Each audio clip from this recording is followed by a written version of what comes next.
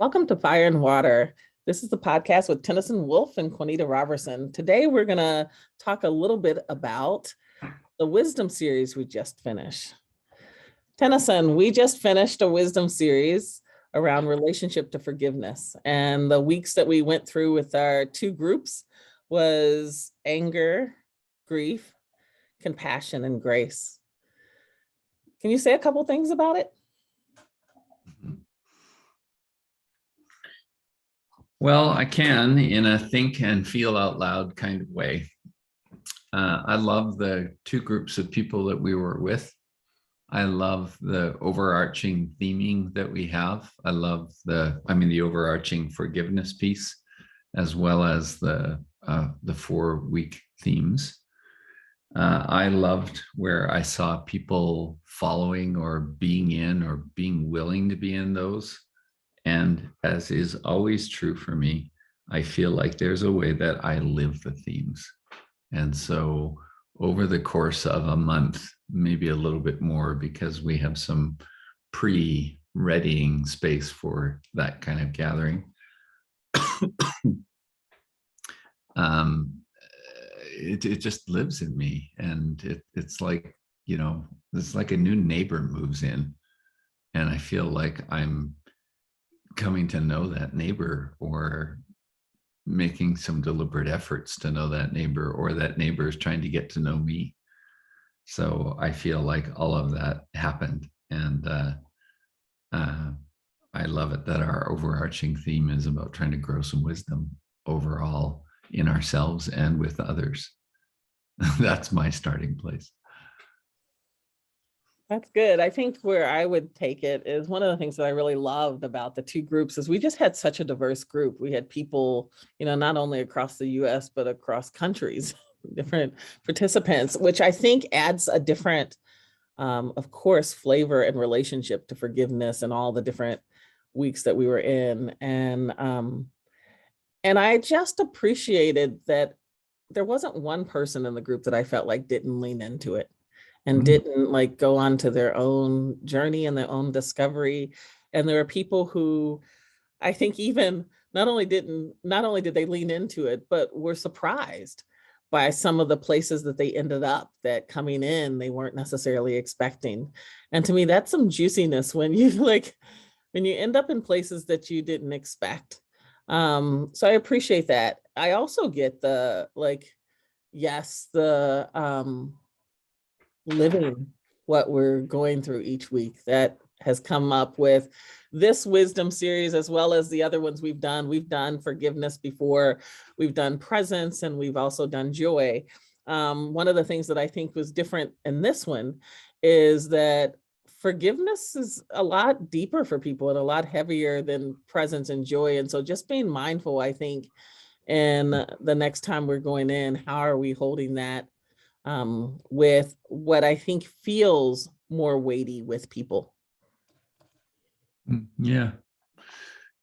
Well, I think that's true. It's a big topic. And maybe the short of it is, if I'm speaking more broadly of we now, we people in general are intending wisdom, that we have to be able to lean into some of the things that are heavier. So I found that anger and grief were weeks where I saw the group finding stuff, maybe even needing a little bit more time. And then shifting into compassion and grace. The compassion is the one that, without trying too hard to make too much sense of things, it's the one that was really sticking with me in the 4 or 5 days after we were complete. And for whatever reason that happens, compassion was living in me, as in questions and desires, probably, of how do I be more compassionate with myself? How do I be more compassionate with others?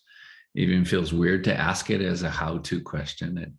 It's more like, no, just do some of this, whether it's a teeny weeny amount or large, big steps kind of thing. But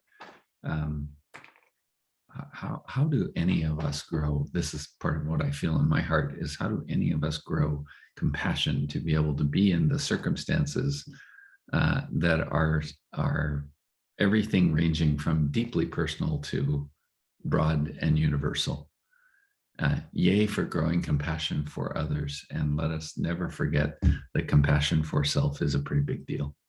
And that was kind of a theme that was spoken by many of our people. Oh, I can feel compassion for others, but for myself, well, I think, wisdom points us in that direction. Yeah, and that's one of the pieces that I actually challenge, that I actually have lots of questions around. I think oftentimes we think we're compassionate when we're not.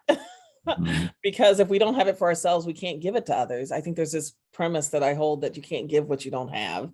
And so asking ourselves that question of like, where is it that I think I'm being that, but maybe I don't have the capacity to be that, that I'm doing something else, But then I also, for me, I think some of what we do with this, it's interesting because, we talk about forgiveness as a big topic. Well, presence and joy are too, right? Like, and so like those aren't little things. But I think some of what we've done in the series is almost like trying to hold forgiveness more in the way that we do like presence and joy. Like this whole idea that that's a heavy topic. Like to me, I think it's been heavy because we've avoided it, but it's not, it's just another human emotion. And so like, how do we, start to accept, and I've heard you say this in that series anyway, of it just is. Like, how do you accept that? Yes, part of being human is you're going to be angry. Part of being human is that you're going to have grief, that hopefully we find our way to some compassion and some grace as well. There's a line in a poem that I came across a dozen or so years ago. It's by Marge Piercy, and the poem is called "To Be of Use." I think it speaks to something that I noticed in these gatherings with people. It's the last two lines of her poem. She says, "The pitcher," meaning a pitcher of water, a pitcher to hold liquid. "The pitcher cries for water to carry, and a person for work that is real." So the realness, like the hunger for the realness, is one of the things that I probably celebrate because of these gatherings that we're convening, and that I heard spoken and echoed and reflected in some way from a lot of people. It was a line that you spoke. You dropped a good Quanita line in there somewhere along the way that also stays with me. It's was something like this: I need you so that I can see me, speaking to the group. And that's different than "I need you to see me." Yeah. Witness is an important thing, but you were pointing at something different that has stayed with me there. It's like, oh, wait a minute. I need you so that I can see me. Yes. And thus the value of, a good container for community again. Yeah. It was interesting because I had put a post on Facebook of "I need you so I can see me." And someone replied, about like, they went into as I've grown, I haven't needed other people to see me. And I'm like, no, that's not what I'm saying. I don't need you to see me. Because I think that is where we go, right? But there's something about, and I don't even need you to see me for me to see me. I think sometimes we think that that's required, and it's not necessarily so. Sometimes I think there is value in the witnessing, like you just mentioned. And it's that there's a part of me that I get to see in reflection of who you are. Totally. Yeah. And because we're not made to be individuals in that way. We're not made to stand alone. I was with Preschool Promise yesterday, and Dr. Bruce Perry spoke about one of the biggest misconceptions is that we think we can live as these individuals. And he says, our brains aren't designed to do that. Like we're not built as just human beings physiologically. We're not made to move and act alone. But we've bought into this premise that we can, or that it's possible. Yeah, I think I don't have a ton to say on, or I'm, oh, it's not holding back, actually. It's just, not wanting to feel like I have to search too far beyond some of the essences. But I think a version of what you are describing, Quanita, is it's a theme that I know I live personally and have seen in so many others. And I'm aware that it's a pretty darn universal theme. There are so many people in the world that struggle with the not enough dynamic. I'm not enough, or I wasn't enough, or, some of those kind of things.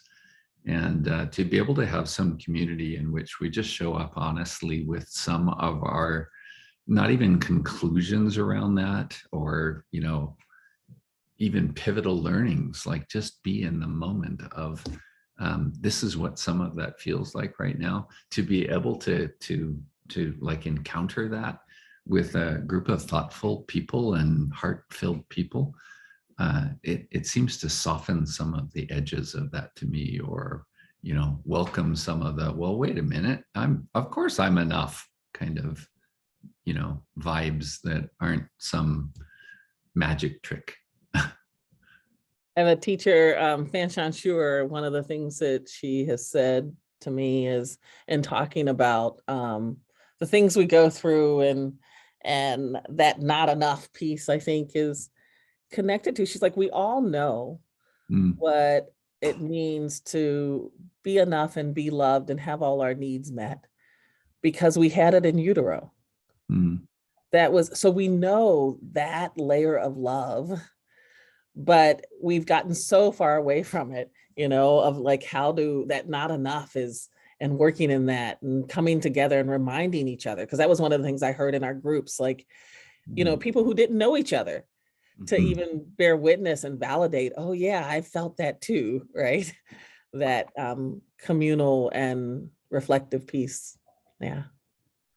Yeah, well, I think it comes back to me for Quanita, for realizing again the importance of people being in witness with one another, because in the 20 plus years, 25 plus years of facilitation and community engagement kind of stuff that I've been involved in, that I was nervous about at the beginning.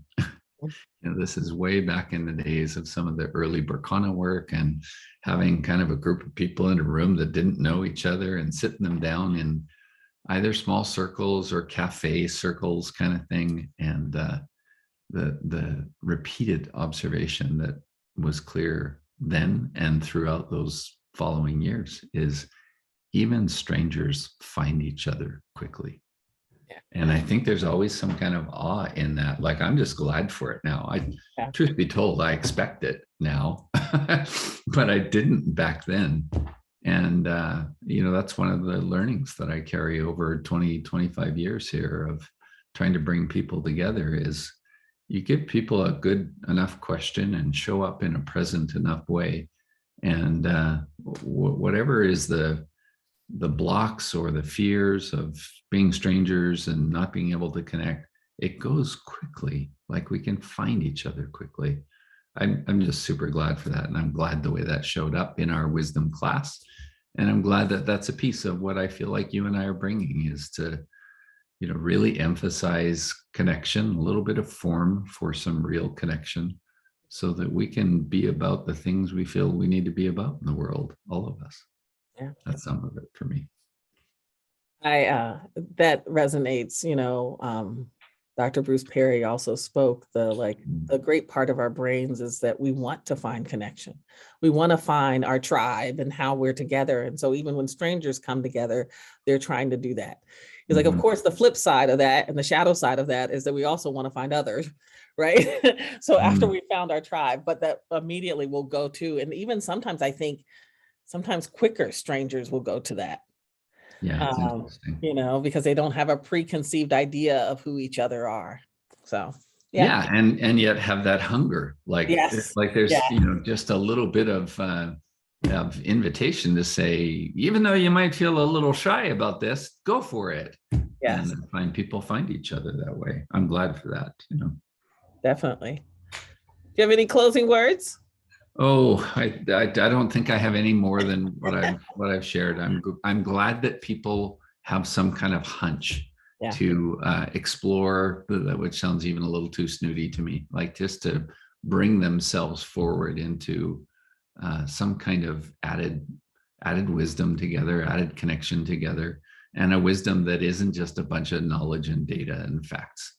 To be able to meet in an open-hearted way with one another, that might be some of the wisest work we can do in the world. Yeah. I carry that with me. Thanks for today. I think I would just add also that we have another wisdom series coming up in September. We're looking at doing a wisdom series with the focus being initiation. We haven't figured out the 4 focus weeks yet, but that'll be posted soon. So look out for that. Thanks for listening today. Thank you for your support. Thank you for your practices and commitment to wisdom and coming of age. If you wish further information, our shared website for Fire and Water is www.fireandwaterleadership.weebly.com. My site is www.nazuzu.com, and Tenneson is at www.tennessonwolf.com. Thank you for joining us.